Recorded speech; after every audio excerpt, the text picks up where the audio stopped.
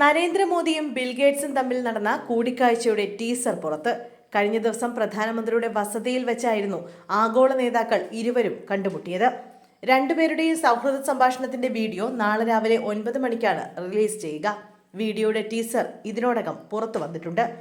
നിർമ്മിത ബുദ്ധി മുതൽ കാലാവസ്ഥാ വ്യതിയാനം വരെ നിരവധി വിഷയങ്ങൾ ഇരു നേതാക്കളും ചർച്ച ചെയ്തിരുന്നു. ഔദ്യോഗിക കൂടിക്കാഴ്ചയേക്കാൾ ഉപരിയായി രണ്ട് സുഹൃത്തുക്കൾ തമ്മിലുള്ള ആശയവിനിമയത്തിന് സമാനമായാണ് ഇരു നേതാക്കളും സംസാരിച്ചതെന്ന് ടീസറിൽ നിന്നും വ്യക്തമാണ്. ആർട്ടിഫിഷ്യൽ ഇന്റലിജൻസിനെ കുറിച്ചും വിവിധ ഡിജിറ്റൽ ടെക്നോളജികളെക്കുറിച്ചും ഇരുവരും ചർച്ച നടത്തി. പ്രധാനമന്ത്രി നരേന്ദ്രമോദിയുടെ ഫോട്ടോ ബൂത്ത് എന്താണെന്ന് അദ്ദേഹം ബിൽഗേറ്റ്സിന് പരിചയപ്പെടുത്തി നൽകുന്നതും ഇത് കണ്ട് ആശ്ചര്യപ്പെടുന്ന ബിൽഗേറ്റ്സിനെയും ടീസറിൽ കാണാം.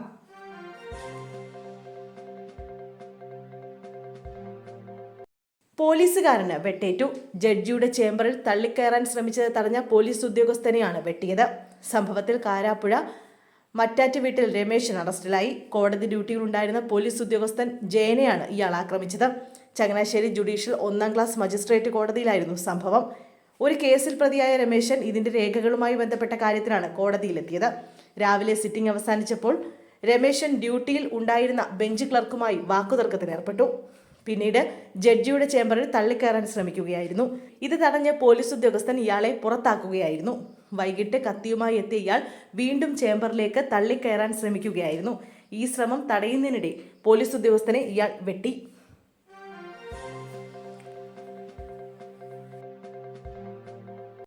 $45 ലിറ്റർ വിദേശ മദ്യവുമായി ഒരാൾ പിടിയിൽ. കാസർഗോഡ് രാജപുരത്താണ് സംഭവം. രാജപുരം മാലക്കല്ല് സ്വദേശി സനീഷ് സൈമനാണ് പിടിയിലായത്.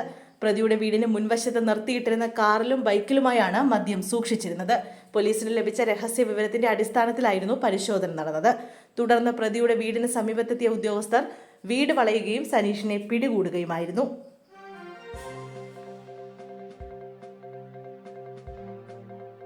വൻ ആയുധശേഖരം പിടികൂടി. വൻ ആയുധശേഖരവുമായി 4 പേരെ മണിപ്പൂർ പോലീസ് അറസ്റ്റ് ചെയ്തു. മണിപ്പൂരിലെ ബിഷ്ണുപൂർ ജില്ലയിലാണ് സംഭവം.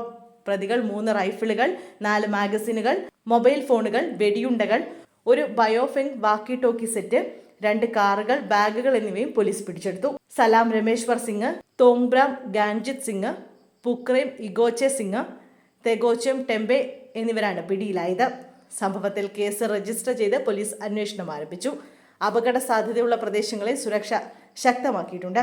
ജില്ലകളുടെ അതിർത്തിയിലും ദുർബല പ്രദേശങ്ങളിലും സുരക്ഷാ സേന തിരച്ചിൽ ശക്തമാക്കിയിട്ടുണ്ട്.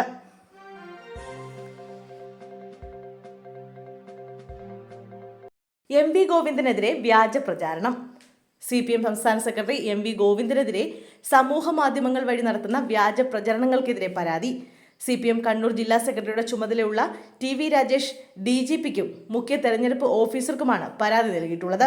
ലോക്സഭാ തെരഞ്ഞെടുപ്പ് പ്രചാരണത്തിനിടയ്ക്ക് വോട്ടർമാരിൽ ഭിന്നിപ്പുണ്ടാക്കി ജനങ്ങൾക്കിടയിൽ ലഹള സൃഷ്ടിക്കാനുള്ള ഉദ്ദേശത്തിലാണ് വ്യാജ പ്രചരണമെന്ന് പരാതിയിൽ പറയുന്നു.